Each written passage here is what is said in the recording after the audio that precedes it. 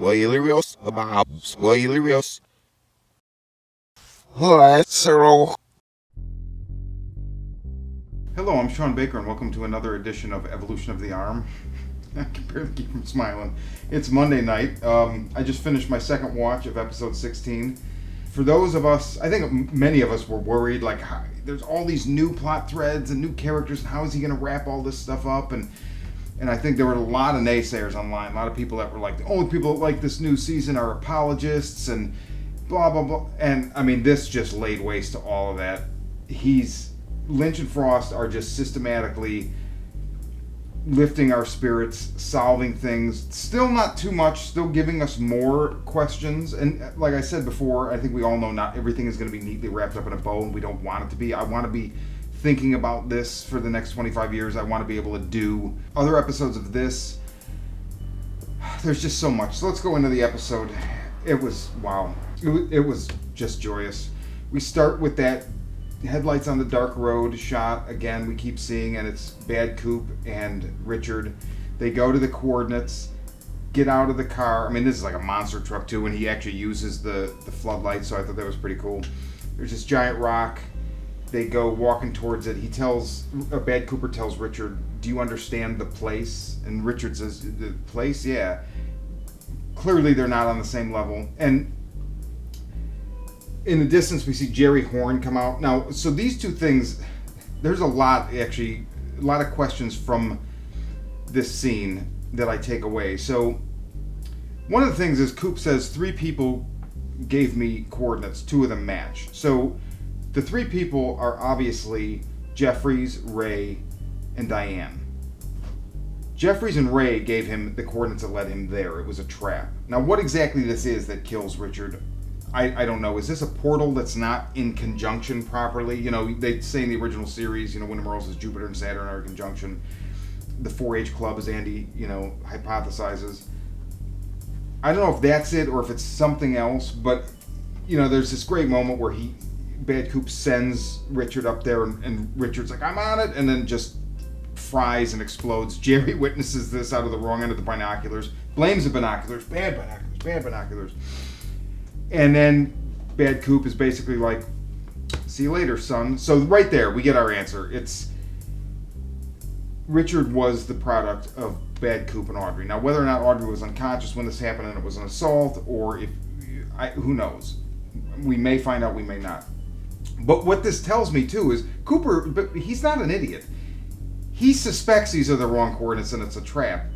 He's not only just encasing that, but he's also cleaning up a loose end. Oh, I have a son, he realizes in the last episode when Richard accosts him outside the convenience store. So this is his way of tidying that up. Bye, son.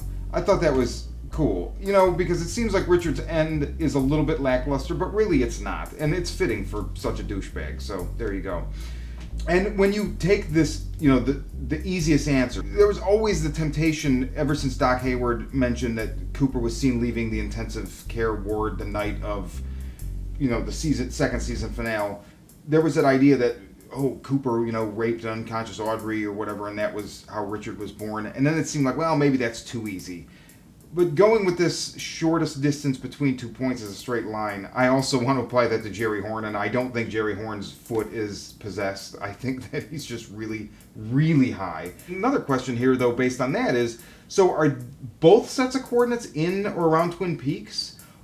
Or did Jerry, like, really run a long way? Then we see, you know, right before he leaves, Cooper sends this text, and we know it's going to Diane, or we suspect.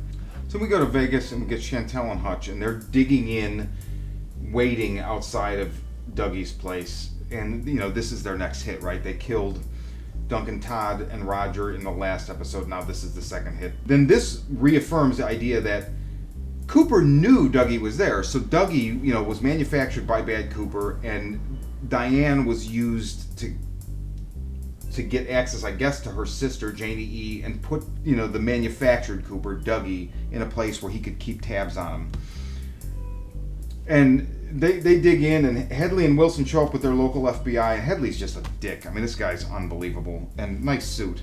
And then they leave, and then a little while later, we're cutting between the hospital and this now, and a little while later we get Wilson returns, and Headley has told him to wait here and stake the place out for Dougie's return. And then we get this whole thing with this accountant from the Zawiski accounting firm or whatever. This guy, he looks like he could be working for the Castellani brothers in Mulholland Drive. This guy is not, and he's got that insane violent streak that like Mr. Eddie has in Lost Highway, where there's violent, and then there's this so over the top that it's just so Lynch. And one of the things that we love about Lynch is that you just can't expect this shit to happen that happens. And I've never in a million years would have guessed that Chantal and Hutch, characters I've grown to really like in the very short amount of time we've spent with them, in no way was I rooting for them. But I grew to rather like them, and their end was just so random and completely insane. So I loved it. It was great. We get a cutaway to Gordon, and it's like he's listening, or like he senses something's going on, and then we go back to Vegas. Now, so we're going to go to Dougie in the hospital, and we've got Dougie, Sonny Jim, Janie E., and then Bushnell is there, and then the Mitchum brothers show up with Candy and the girls, and this feels like a gathering of forces, right? So this feels like it can go either way. We've been built up and let down, at least in our own heads. Maybe Lynch and Frost haven't built these Dougie scenes up as much as we think that they have, but at any rate, whether we did it to ourselves or they did it to us purposely, we've been built up with these expectations week after week of Cooper coming back, and he doesn't. So this is almost like a marshaling of forces. He's going to come back, but wait, maybe he's not. Maybe this isn't going to work like that, because we've been conditioned now to think it's not going to happen. And then everyone leaves the room except Bushnell. Phil Bisbee calls him, lets him know the FBI's on the way. And then whether or not that has anything to do with the trigger, the next thing we see is, so the tone from the Great Northern occurs. And you can see that Bushnell hears it, and I don't know if it leads him out of the room. It seems like it might. Also, right as this happened, there's a close-up of Cooper as he's laying there on the hospital bed, and there appears to be like a golden glow by his head. Now, I don't know if that was like a camera artifact or if that was intentional. It was probably intentional. And that's going to lead into a question I have for this scene. But so then, okay, boom, we get some of that nice, subtle organ music that we equate with the Red Room or the Black Lodge, and then he's awake. And it's so, like, not a big thing. There's no fanfare at first. It's just like he's awake. And then you got to love, there's Mike appears, the one-armed man, and he's like, "You're awake." And Cooper's like, 100%. And then Mike says, "Finally." And once again, like in the last episode, where Bad Coop was asking, "Who is Judy?" And he's clearly us talking. Lynch is acknowledging this. And here too, it's like Mike is the audience. He's like, "Finally," right? Finally. And, again, all the naysayers, we knew this was going to happen, and to wait this long and get it, it was just absolutely perfect. And then, I said to Kirsten at first, I'm like, I think it's like I'm going to cry. And then the Julie Cruz, the instrumental theme version of it, kind of swells in, and it's Cooper, and he says, "Bushnell, I'm going to need that 32 that you keep, in the holster." And it's that uncanny observational acumen kicks back in, and we recognize we haven't seen it so long, right? And then he says, "You're a fine man, Bushnell Mullins. I won't soon forget your kindness and decency." And it's the way that Cooper talks and the way that he sees the world, even now, after all this. And it just, like, my heart swelled, and I literally just teared up. It was so unbelievably awesome. So good to have him back. And I know we only have 2 more episodes, but god damn, are they going to be good. So then another thing I'd like to mention about this whole thing with Cooper is what great writing, what a great narrative device in that. And we'll see this with Diane too. The tulpa and the host, or whatever you want to call, the person that the tulpa is made from, the progenitor, shares the experiences. So in other words, with this, it's such great writing because Cooper's been in a coma since 1989, right? Cell phones, all this shit is new. Nobody has to bring him up to speed on this. He knows all of it because Dougie knows it, and probably also because Bad Coop. It's probably a big collective consciousness there. So that's great. I mean, we just cut right to the chase. No need to catch anybody up. Going back a minute to the tone from the Great Northern. I don't know what this has to do with anything, but I'm going to just leave a little theory here in that, not so much a theory, but I find myself curious in that this tone, if it is attached to Cooper, then that's why it's occurring at the Great Northern, because I believe it starts right after that key gets back there. Now, I can't confirm that. I haven't rewatched those episodes yet, so if you have something to say about that, please correct me, put it in the comments. But if it's not somehow tied to Cooper, that golden glow by his head made me think, is it possible it has something to do with like him returning, and could it also at the Great Northern be a harbinger of Laura returning? Now, I don't necessarily know that I think that's going to happen, because Laura's dead, Cooper never died. But, you know, with Margaret saying Laura's the one, and then the golden Laura globe that Senorita Dido has in episode 8, I don't know. I mean, it's possible. So now we go to Diane. Diane gets the text that we see Bad Coop send her, and it triggers something, right? And man, if you watch this show here, you know I've been saying that she's Bob, and I'm so certain.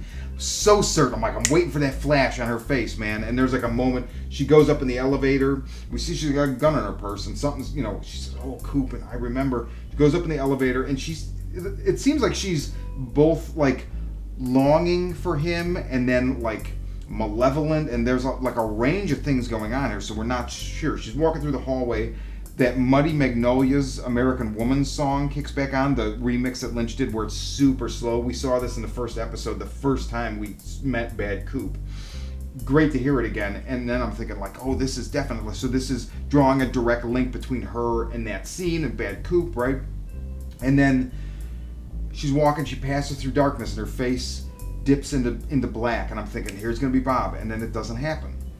So she goes into the room with Gordon and Tammy and Albert, and she's upset, and she says, you asked me to talk about that night with Cooper. I'm going to tell you about it. And she, Kirsten points out most of her remembrance until we get to the end where she says he raped me it seems like a very positive emotional thing for her.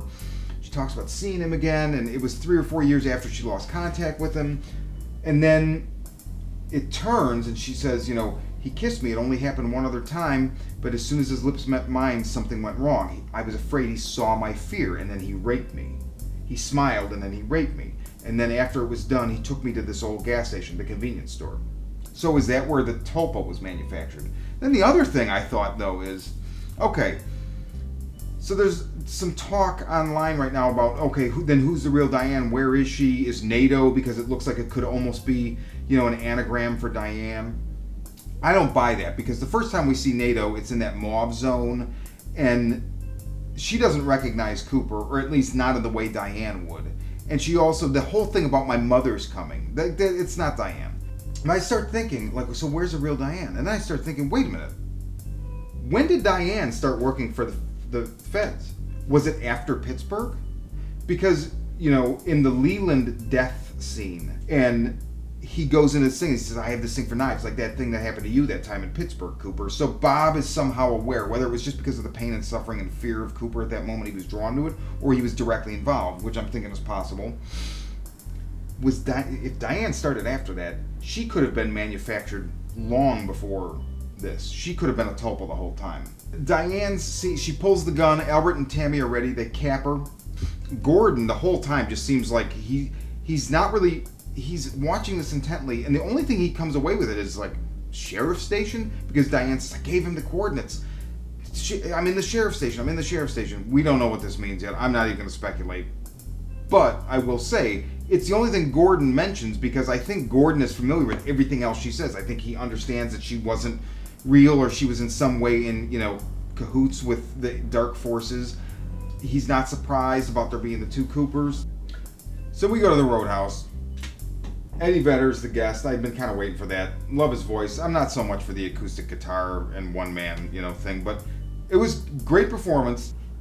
The lyrics really seem to dovetail with both Cooper's experience and Audrey's at some point. There's a line he says, like, somewhere there's another us with a better life, and that seems to really cue in on Charlie and Audrey. And so then he finishes...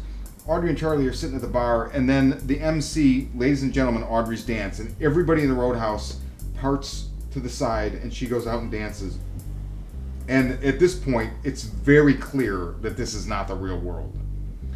And then, of course, after this dance, and it's Audrey's dance. It's the song we know from the first season where she gets up in the double R and dances. But you remember that dance was very sensual and it was very still compared to this dance. Is very lot of gesticulation. It's very almost over the top, her movement of her hands. I feel like that goes along with the unreality of the situation. So then this fight breaks out as keeps happening. A very kind of white trash moment. Hey, Monique, that's my wife, you son of a bitch. Guy throws a bottle at another guy. She runs up to Charlie, and Audrey says, "Get me out of here." And then the last image is her in what looks like it could be a hospital gown, staring into this mirror with this bright white light behind her, and then it just goes. And then we get, under the credits, we get the guys in the band that were playing Audrey's dance, playing it backwards. I have no idea. The coma, theory that Kirsten and my friend Brown had both posited, I think is very likely, but I don't know that it's going to be as simple as that. I have no idea. One thing I will say, it looks as though she's wearing a ring. I went back and watched the first Audrey Charlie scene, last week's and then this week's, and I really tried to get in there and look at this ring she's wearing. Now, in the first Audrey Charlie scene from Let's Rock, it is not the Owl Cave ring. So it probably isn't. But I will say that in both this episode and in the last episode, they frame her in a way. It's like a medium close-up shot, and her hand with that ring stays right below the frame line. It's like they tease us with it. And then at one point in the last episode, right before she attacks him, before she attacks Charlie, she's actually, when they go to a full shot, she has a red coat over her hand. So it's like they kind of are teasing this ring. So it's probably not the Owl Cave ring, but I think there's also a possibility. We'll see. I love the fact that they took the thing that I was the least interested in, and as I kind of knew, they flipped it, and now I'm like, it's the gotta see. I gotta know what the hell. And next week, that's it. So we get 2 next week. In the meantime, I'll be counting the days, as I'm sure you will be, and I'll see you in the trees.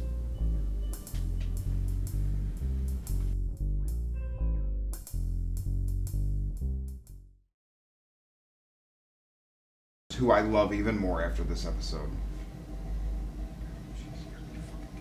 You gotta be kidding me. And now he's gonna be back there.